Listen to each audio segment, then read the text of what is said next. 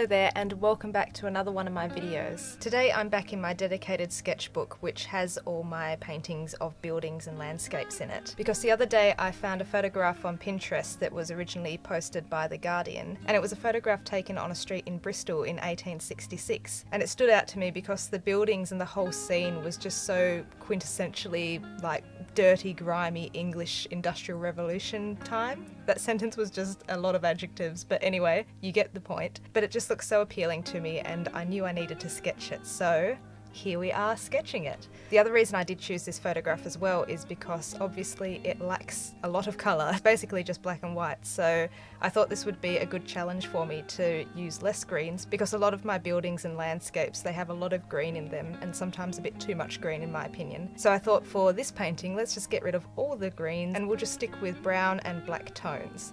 So that was the plan for this painting.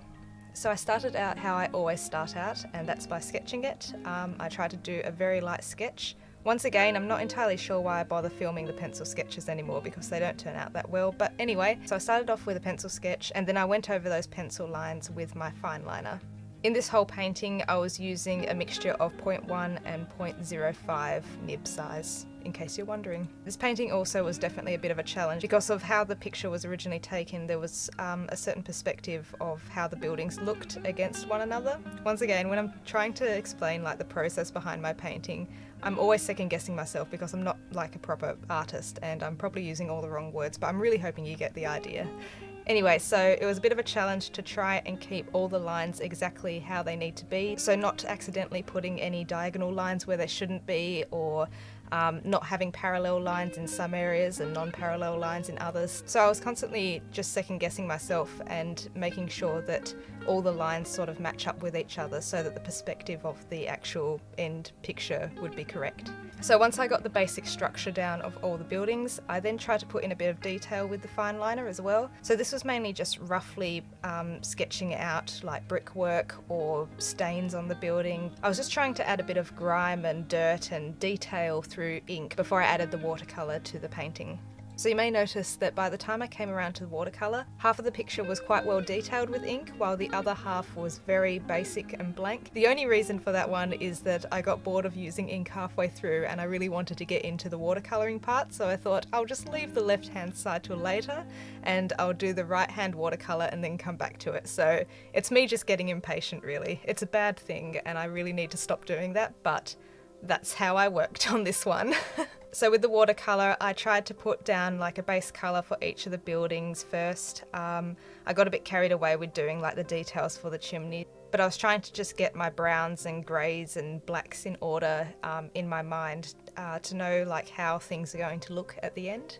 And as I went through the buildings, I was constantly just adding like different shades of grey or whatever, just like layering them on top of the buildings. And hopefully that gives a bit more detail to the building than just having it like just pure brown or whatever. It's just trying to add something more for the eye to look at.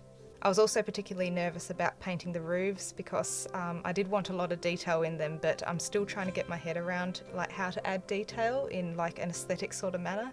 So I'm quite happy with how they turned out, but I definitely fluked it, I feel. I need to work on that a lot more so that I just know every time, or most times, that I'm going to do a decent job, but that will only come with experience. So I basically got half the painting done, but then it started getting darker outside and the light was fading and I was getting colder and colder, so I thought I'm just going to put this aside for now and I'll come back to it tomorrow.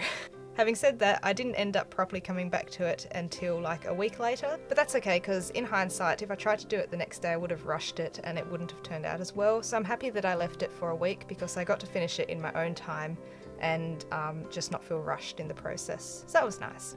So the next time that I came back to the picture, which is actually today when I'm recording this audio, the first thing that I did was try to add detail to the left-hand side. So this time round I worked in a bit of an opposite way to what I did last time. Because last time I did all the detail in ink and then added the watercolour.